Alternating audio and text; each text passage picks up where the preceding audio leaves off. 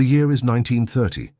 The location, the ancient archaeological site of Taxila in what was then British India. A copper plate engraved with an ancient script is unearthed, a relic of immense power. It was immediately hailed as a stunning find, a piece of history that promised to settle one of the most contentious debates in Indian archaeology, the chronology of the mighty Kushan Empire. But this was no genuine artifact. It was a phantom, a beautifully crafted lie. This is the story of the Taxila Copper Plate, the fake inscription that successfully altered history textbooks for decades until science finally caught up to the deception. The discovery was announced by a major figure in the field, and the details within the inscription seemed to validate a specific, controversial theory about the dating of the Kushan king Kanishka.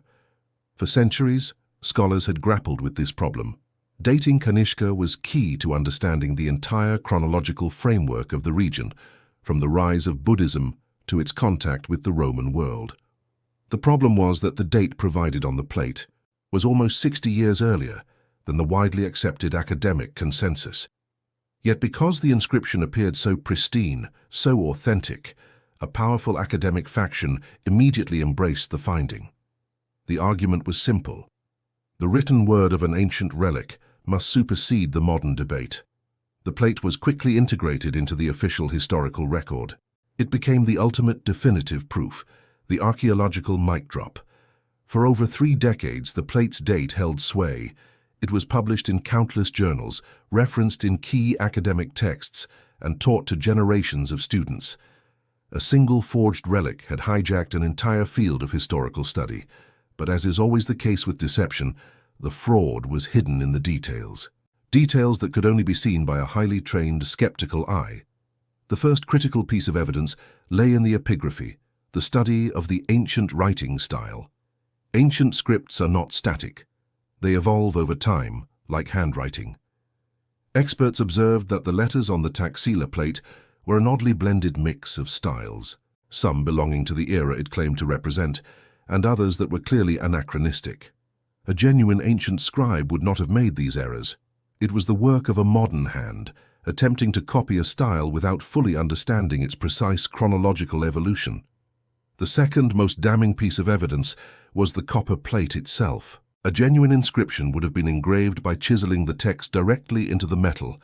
This is an arduous, slow process that leaves the copper displaced and slightly raised on the edges of the lines.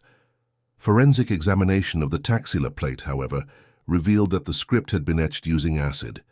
It was a modern technique. The forger had attempted to make the script appear ancient by copying the general style, but the method of production was fundamentally a forgery of the ancient craft itself.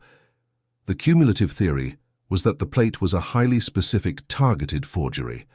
It was not made for profit, but to win a long-running academic argument. The purpose was to provide the definitive, physical proof needed by a scholar desperate to see their particular chronological theory validated. The plate was not simply a relic, it was a weapon of academic combat. Once the chemical etching and the epigraphic inconsistencies were exposed, the entire foundation of the plate collapsed.